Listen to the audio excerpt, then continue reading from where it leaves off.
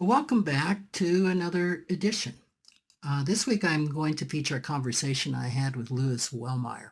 It was actually on talking therapy office hours that I do once a month. And I thought it was pretty insightful. We talk about IFS, IFIO, couples, and narcissism. Louis is an attorney who transitioned to integrated financial planning. He was a student of mine at Golden Gate University, and he's really insightful. And I think you're going to enjoy this conversation. So, oh my God, Rick, there's so much for us to catch up on. First of all, thank you for making time.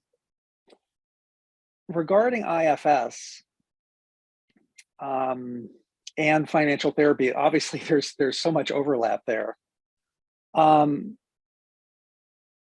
My wife and I have had some issues with finances, and we each would respond to each other in ways that were not our typical selves. And it became clear to me after ruminating on what you've taught me and the doors that you've opened to help me understand, that each of us brought a part that formed in reaction to our abuse by our respective narcissistic parents around money, or around how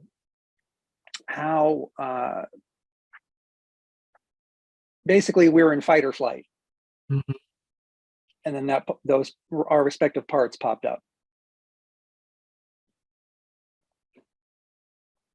And having that understanding, like you said, that that's not who she is. Mm-hmm. And respectively to her, that's not who I am. Right. That's unfortunately giving you kind of a message in the bottle from decades ago of what each of us experienced and how we adapted out of fear so that we could try to protect ourselves from being continuously abused. Yep.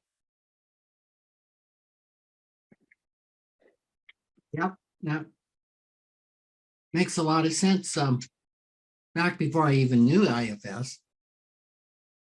Ted Klontz would say, well, when a couple fights about money, it's their money scripts that are fighting. Right. And so this is, of course, IFS takes that and shines a brighter light on it. Mm-hmm. Yeah, it's two parts that have these beliefs that were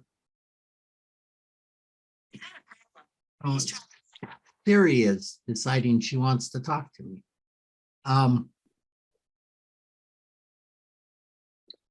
That were wounded. There's almost always trauma under a real firm, solid, rigid money script, right? Sure. And so that means that there is a wounded part, a vulnerable part, that money script is there to protect. Yeah, basically in IFS terms, what happens is we become blended with the part, right? Our, if you want to say our true self, our real self energy just kind of is shut out of the room. It's taken over. Is in this book, we talk about it being a boardroom, and that the self energy is the CEO, and the CEO is locked out of the boardroom. And all the little kids now, they've taken over. So we're blended. And that's what happens, especially with spouses. Boy, we get into those parts and away we go. And we end up talking from the part, not for the part. Mhm. And we might have talked about this before. As you know, it's a whole shift to say, Louis, I am so upset with you, blah, blah, blah. Or unless there's a part of me that's so upset with what just happened or what was just said. Mhm. Right? I mean, can you feel that shift? Totally. So that's just one of the few things about the power of IFS is in the reframe, how we look at that. And then have I ever talked much about IFIO, intimacy from the inside out? No.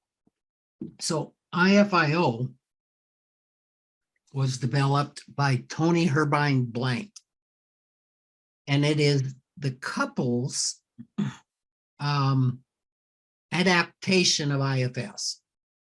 Typically, when you have a therapist that's an IFIO, couples therapist, it means they've had their basic training in IFS, and then they've learned how to apply that to couples. I just went through the advanced IFIO training, and I'm not a couples specialist, but the training was fascinating and probably maybe training that's good to have if you're going to write a book to couples. And my co-author is a couples therapist. And one of the big focuses of IFIO is working with the couple to help them learn what's going on inside of them. So when your spouse is blended with this part and starts the rant, Mhm. typically what those parts of ourselves will say is, if they would get off of it, if they would change, we would not have a problem. That's typically where our focus is. I know that's where mine is. And 1/3 of her work is stopping the couple and helping them reflect so when your spouse said that or did this, what happened inside of you? And really trying to keep the focus. What were you feeling? What thoughts did you have? What thoughts did you have about the relationship? Now, then what did you do? What do you do when you're having those thoughts and everything? Well, then I yell back and say, da, da, da, da, da. Great, stop, thank you. You go to the next spouse. So when he responds in that way, what's going on inside of you? What do you feel? Where in your body do you feel it? What are the thoughts? What's going on? Then what do you do in response? So you slow it way down. And I've seen couples therapists do this. I remember Ted once, we were working with a couple, and they had about a 3-sentence volley to start the session. Boom, boom, boom. He stopped it, actually physically stood in between them, and then spent 2 hours unpacking those 3 sentences. So that's what I've learned, and it's kind of fascinating because it's so hard to do. What's going on inside of you? Yeah, well, if they know what's going on inside of you. And then if you can do this enough and get the couple to the place that they're not dysregulated, and they can start listening to each other. Typically, they're going to hear the good intention. I mean, as you peel this thing down and kind of get to those vulnerabilities, oftentimes the couple really wants the same thing. But they're coming at it kind of oppositely. Yeah. So if you can get it to that point to where they can start having a conversation, ultimately the goal of IFIO is to be able to do parts work with each person in the couple and let the other couple witness it, right? Yeah. But you have got to be super regulated. Yeah. Right? Because it has to be safe. Yeah. So it's probably more than you ever wanted to know. We don't get into Know that. it.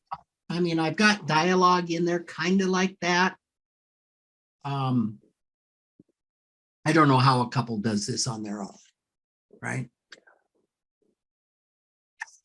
You would have to just be like a Zen master. Yep. So my hope is there's enough stuff in the book where a couple maybe if they don't have a lot of wounding, they can start getting on the same page.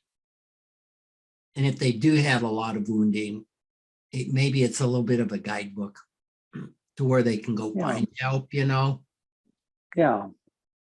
This work, I mean, obviously you spent all of the time and effort to write it. So it's important. It's enormously important to you, and there's an enormous need for it. Having gone through a number of these issues with different people, to realize that you're not, the analogy I use is when you're ignorant of where those where those feelings come from and where the anger comes from, and when you simply react, it really is like walking across say 100-yard field in pitch dark, and that field is littered with metal rakes. Yep. You don't know when you're going to step on one. You will, and then it's going to hurt, and then you're going to, yeah. And that anxiety and frustration, but then having the awareness that you're introducing people to, that this is possible. This is not, Pollyannic, that this is truly possible, to then, turn on lights so you can see where those rakes are. Yeah. And see that they're rakes, and that it's not, whatever is popping in your mind, that this is something you can see. It's not, some form of a deity, but it's a rake, and here's how you can walk around it. Walk around it or turn it over so the prongs aren't exactly. That's right. Right. Or collect it, pick right. it up, move it. And I really can't think of a more bonding experience, Rick, to be with someone who throughout their lives and throughout your life, you've both carried the remnants of your traumatic experiences, and you've got somebody there who is there with you and helping you untangle those knots that you have lived with, and you get to do the same for them. I mean, that's an incredible gift. Yeah. and an opportunity to really bond. I have, of course, getting ready to go into my 7th year of IFS therapy. So I know that I have not personally experienced IFIO with another person. And you think of it as couples. I think that's the most normal. But it can be a relationship with anybody, right? It's any partnership.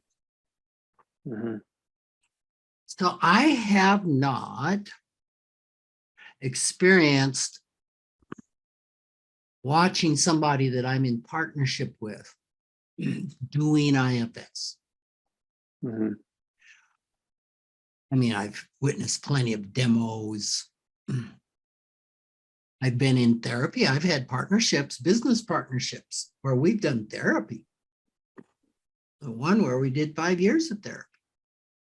But it wasn't IFS or IFIO therapy.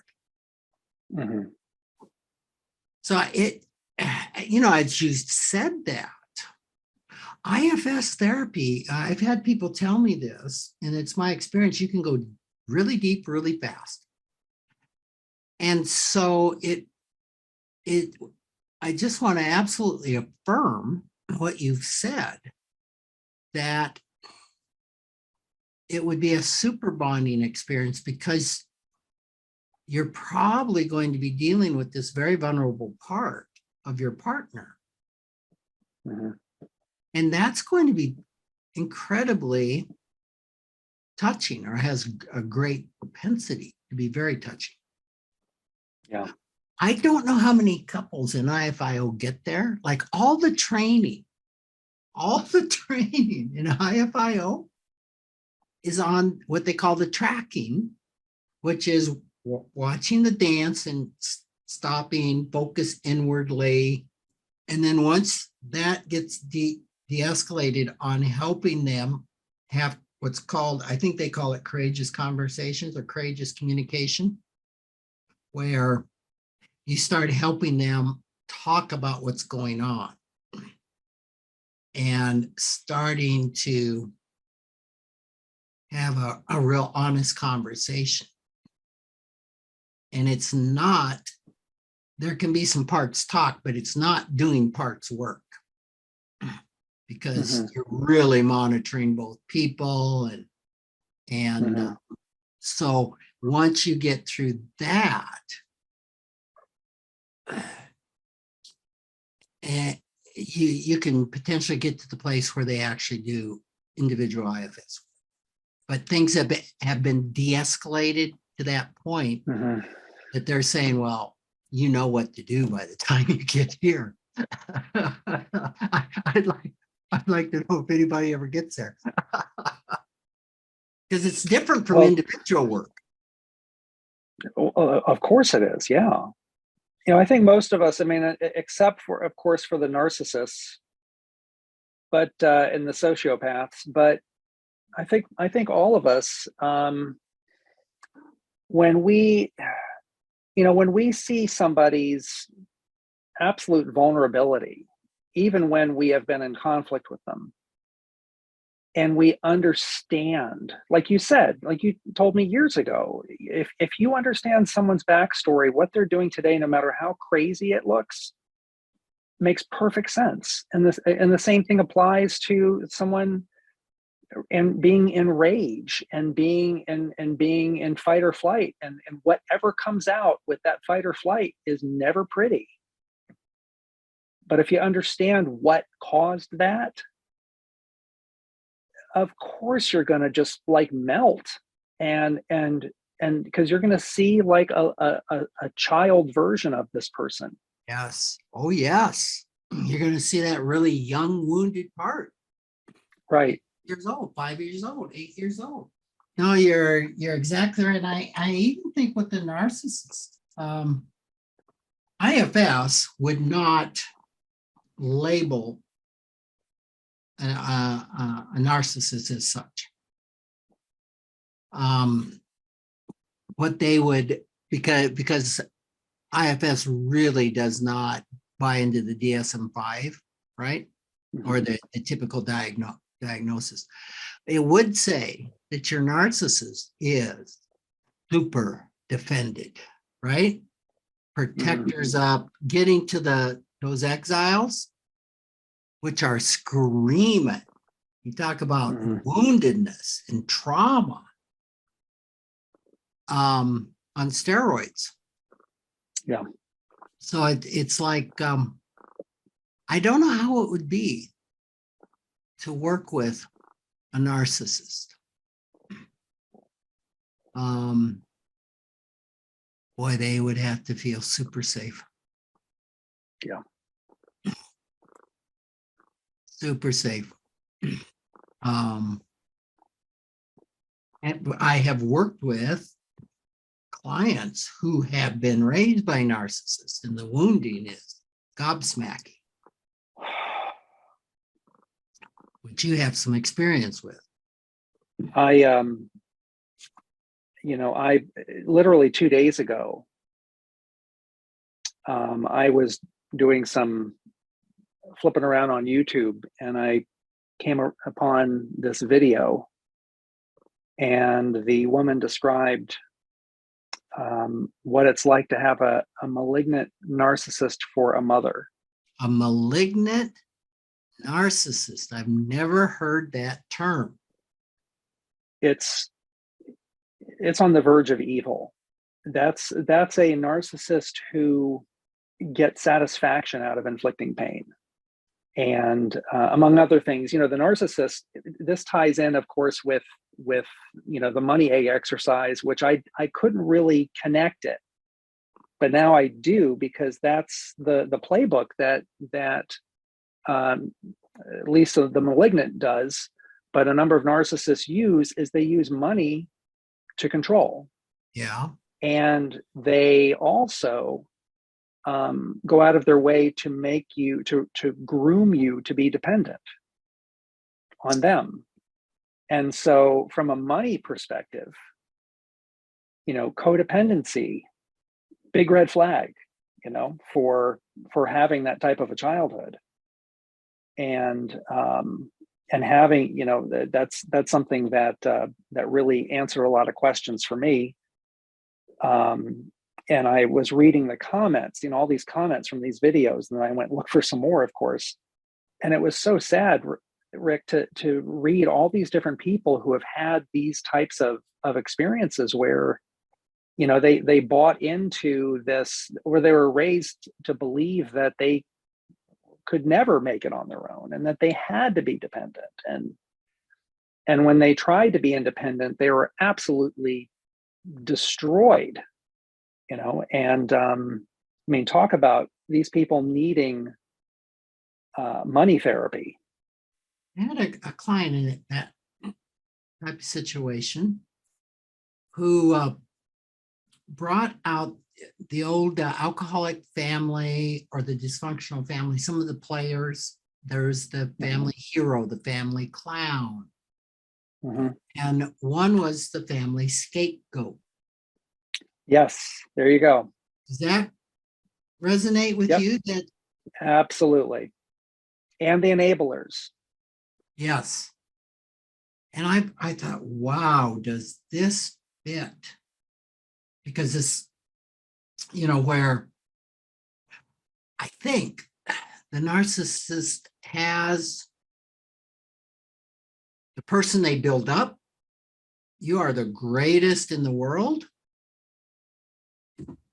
You can do no wrong as long as you're pleasing me. Yes. Or as long as you're worshiping me, you are the greatest. There's to me, but your greatness is dependent on me. Yeah. Not you're the greatest. Yeah. I will make sure. Yeah, that's true. Somebody in England once said there's 3 stages of a narcissist, and I forgot them, and they were brilliant. But it's like the stage of you are the greatest, or I'm building you up, but then when you cross me,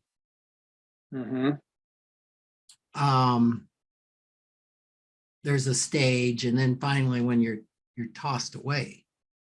But getting back to the scapegoat, it's like there's the child that's the golden child, right? That's the child who buys into the narcissist's plan, and basically, makes offerings to their altar of greatness. There you go. And then the scapegoat has already, it has not bought into the plan, or is already on the way down. Or challenged it, or said, right. Hey, that's not right. We shouldn't treat Uncle such and so that way. I had one friend once say, if in a family like that, if you see the problem, you are the problem. But if you see the problem, you're now the problem. or at risk, if it, the like the truth teller the truth teller of the family can end up being the scapegoat. Well, it's like it's as if the emperor's new clothes ended in a very ugly way, where the king had the kid killed for pointing out that he was naked. There you go. Yep. Or banished, because but Rick, that's what's so just disturbing, is that this is not just one person's trajectory or story. That in these comments I read over and over and over again, people describing it where they challenged, pointed out, disagreed, exposed, whatever, the narcissist's true reality.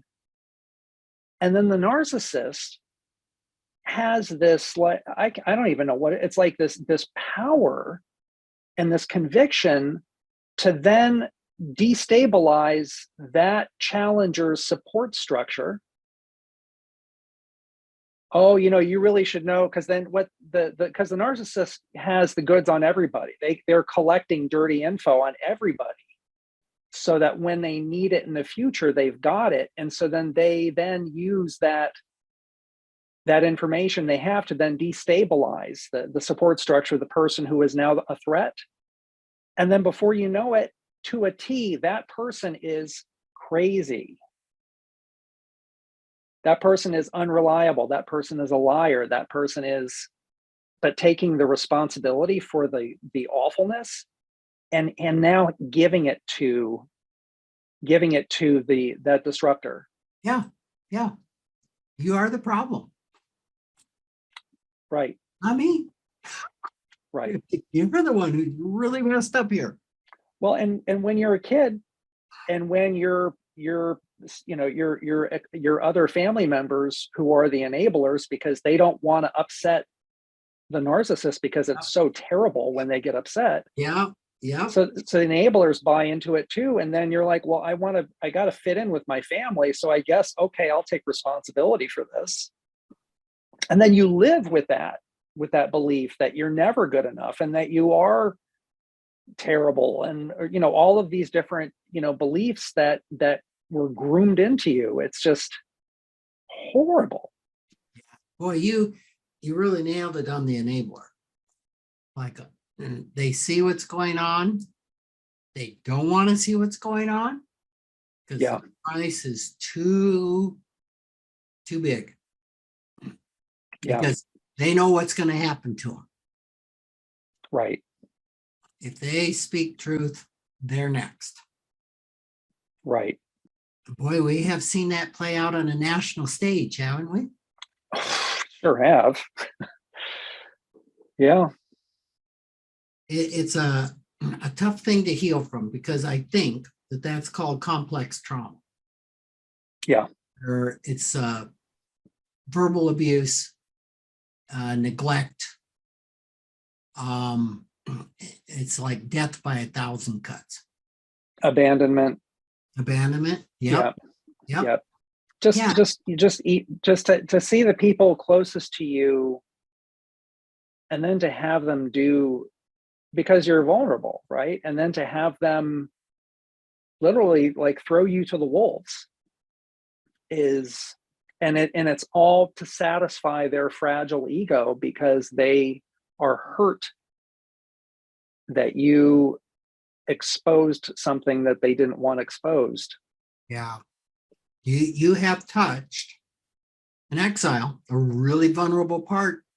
And when that happens, man, those protective parts clamp down. We are not going to feel this pain, and we'll make sure that you feel plenty of it. So it was a great conversation, Louis. Always is a great conversation with you. Really appreciate you. You too, Rick. Thank you.